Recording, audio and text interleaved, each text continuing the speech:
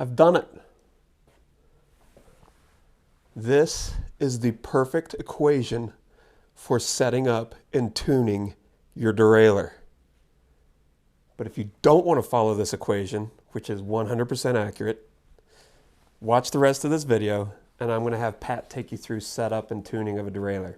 A new derailleur or newer derailleur system, one that's not bent and broken. Anyhow, roll the intro. Welcome to Squatch Bikes.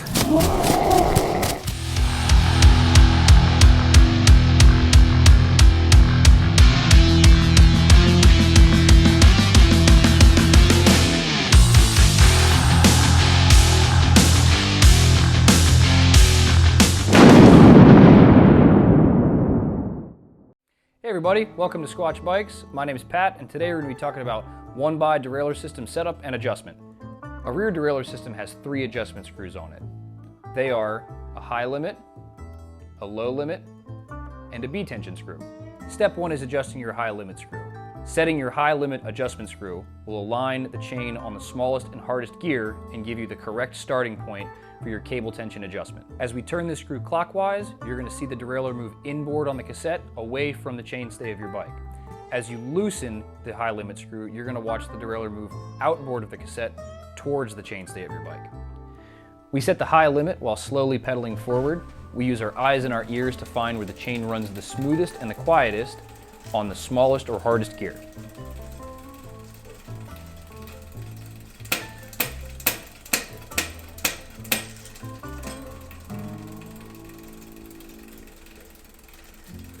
Our high limit adjustment is now correctly set. We will not have to come back to it. Step 2 is setting our low limit adjustment using our hands, not cable tension. The purpose of the low limit adjustment is to keep the derailleur from allowing the chain to shift up and over first gear into the spokes. For the purposes of this video, when I say we're moving down the cassette, we're going towards the largest cog, which is first gear. When I say we're going up the cassette, the chain will be moving towards the smallest or hardest gear.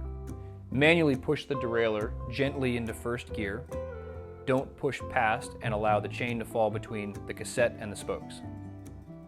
As you turn your low limit screw clockwise, the derailleur will be limited towards the center of the cassette, away from the spokes.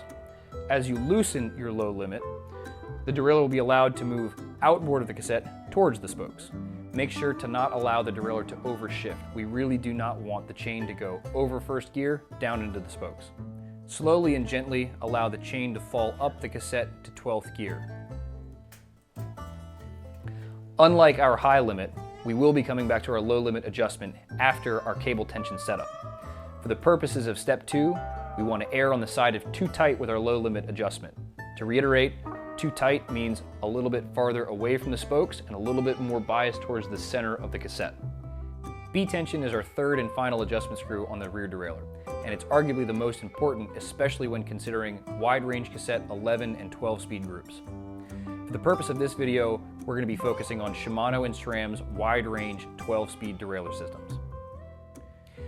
B-tension is the adjustment that dictates how far the upper pulley wheel in the derailleur is away from the cassette teeth. In this case, we're going to set our B-tension initially by hand without our cable attached at the derailleur. If you're watching this video and your cable is still attached at the rear crimp, you can do the same thing that I'm going to do by hand by shifting into first gear. At this time, we're going to go over the initial B-tension settings for Shimano's 12-speed group, SRAM's 50 and 52 tooth derailleur systems.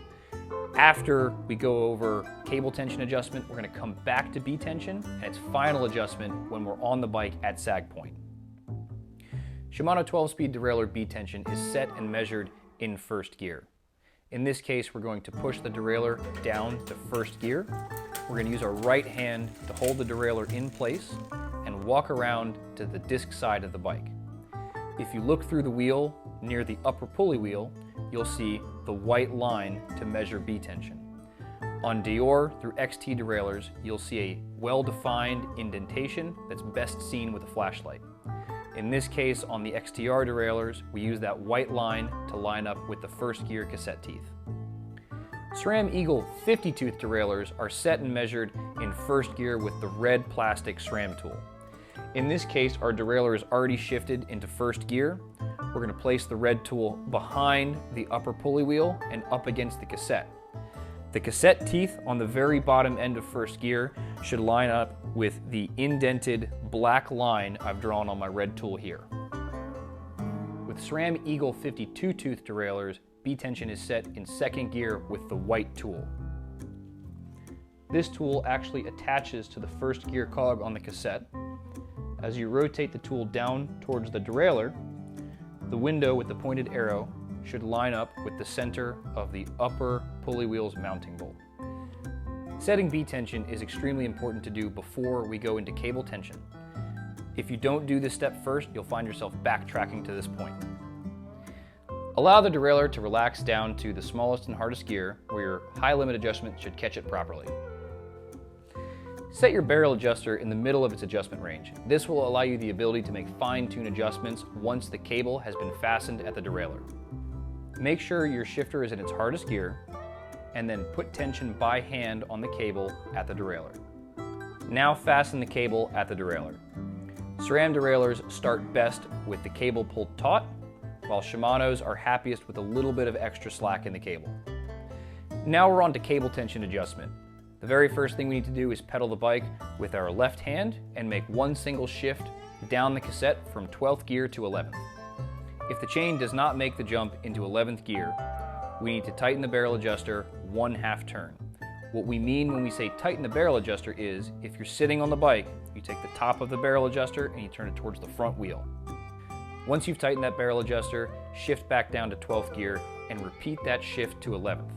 If the chain now makes that jump into 11th gear, but the shift is sluggish, make one more 1/2 turn tight on the barrel adjuster. Repeat this process with tightening the barrel adjuster until your shift is smooth and quick.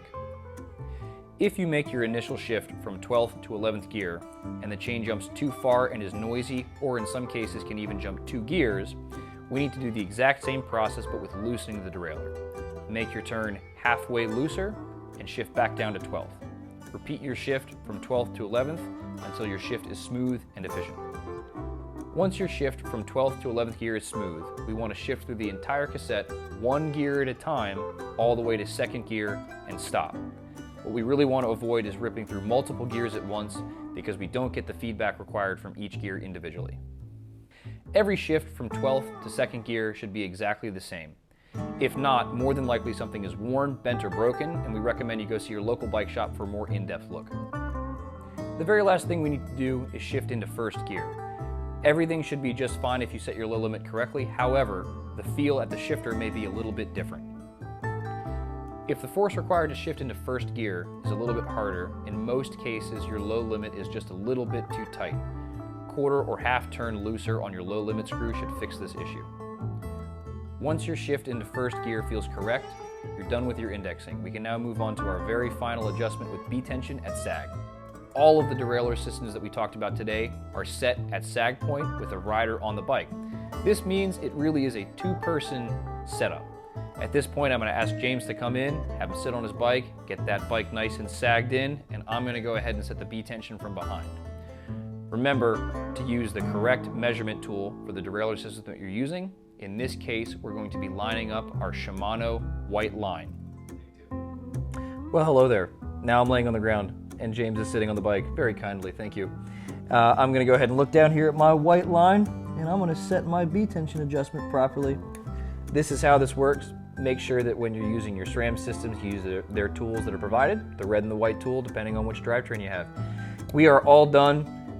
That's been our drivetrain video. We're done for the night. That took forever. We're done. That's a wrap!